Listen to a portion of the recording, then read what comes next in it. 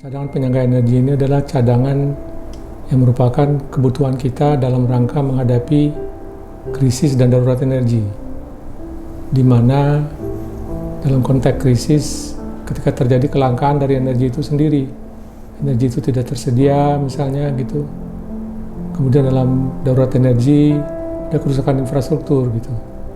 Ini mungkin disebabkan oleh perang, oleh bencana, oleh berbagai permasalahan lainnya, misalnya soal krisis energi, hubungan kita dengan negara eksportir yang terputus sehingga supply-nya jadi terputus juga gitu dan lain sebagainya. Karena itu kita memerlukan CPE karena ini sesuai pesan dan amanah dari Undang-Undang Nomor 30 Tahun 2007 tentang energi nasional. Kita sudah punya sekarang alhamdulillah peraturan presiden mengenai cadangan penyangga energi yaitu nomor 96 tahun 2024 yang lalu. Kita tahu bahwa yang diatur di sana adalah jumlah, jenis, lokasi, dan waktu. Kita melihat sampah kita ini cukup menimbulkan masalah karena penanganannya yang belum tersistematis dengan baik dan sempurna begitu.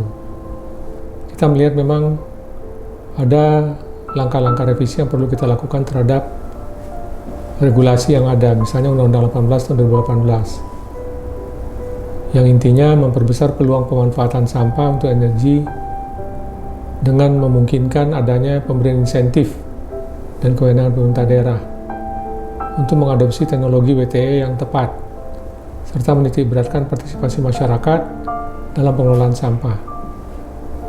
Kemudian melakukan revisi juga terhadap Undang-Undang Nomor 35 tahun 2018, khususnya memberikan akses kepada semua pemerintah daerah, tidak hanya lagi 12 kota yang ditetapkan berdasarkan pilot project tadi, tapi seluruh daerah diberikan akses untuk mengelola sampah dengan menggunakan pola WTE itu sendiri, sehingga memberikan kemungkinan kontribusi mereka yang lebih baik untuk mengelola sampah menjadi listrik, karena ini akan berkontribusi dan mengakselerasi proses sampah dalam mendukung net zero emission kita nantinya dan bauran energi yang sudah menjadi target kita.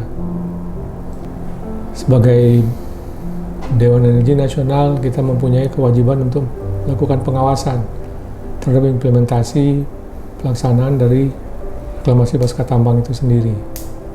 Misalnya untuk memastikan bahwa kegiatan pasca tambang itu sudah sesuai dengan target-target yang dicanangkan oleh pihak pemerintah.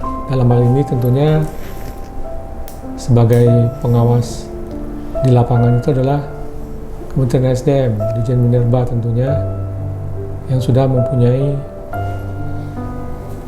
gambaran mengenai target yang perlu dipenuhi oleh perusahaan penambang. Contoh misalnya di tahun 2023 ditargetkan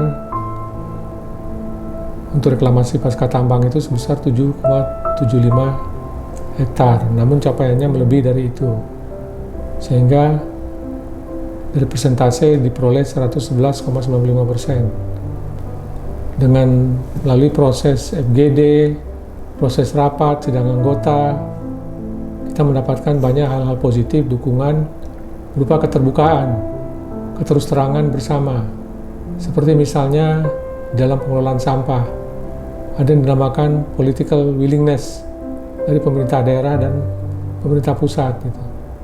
Memang itu kenyataan yang ada di lapangan. Ada saling tarik-menarik terhadap implementasi kebijakan.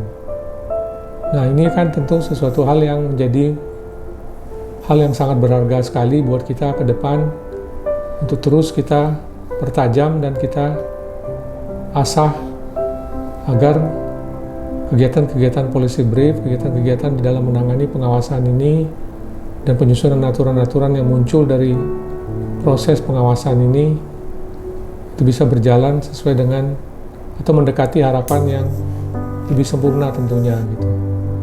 Kepada rekan-rekan tentunya pada kesempatan ini, karena ini adalah tahun terakhir dari periode DEN 2021-2025, saya ingin menyampaikan apresiasi yang setinggi-tingginya khususnya kepada kementerian, stakeholders lainnya, lembaga yang menaungi lingkungan hidup, yaitu Ikatan Ahli Lingkungan Hidup Indonesia yang selama ini ikut bekerja sama dan mendukung kita, mendorong kita di dalam pengelolaan waste to energy ini sendiri.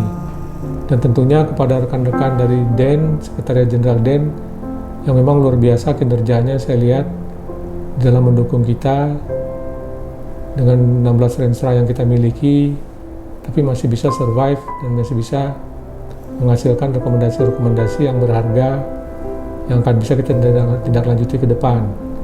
Dan bahkan tidak hanya itu, kita menghasilkan suatu perpres. Dan tidak ada satu perpres mengenai cadangan penyangga energi yang selama ini terkendala karena berbagai faktor sebelum periode kita gitu. Nah, pada tahun ini kita berhasil, pada periode ini kita berhasil di tahun 2024 menghasilkan yang namanya perpres cadangan penyangga energi. Saya kira demikian. Saya mungkin sudah mengcover semuanya. Saya ucapkan terima kasih sekali lagi. Mudah-mudahan apa yang menjadi hasil kinerja kita ini bermanfaat ke depan.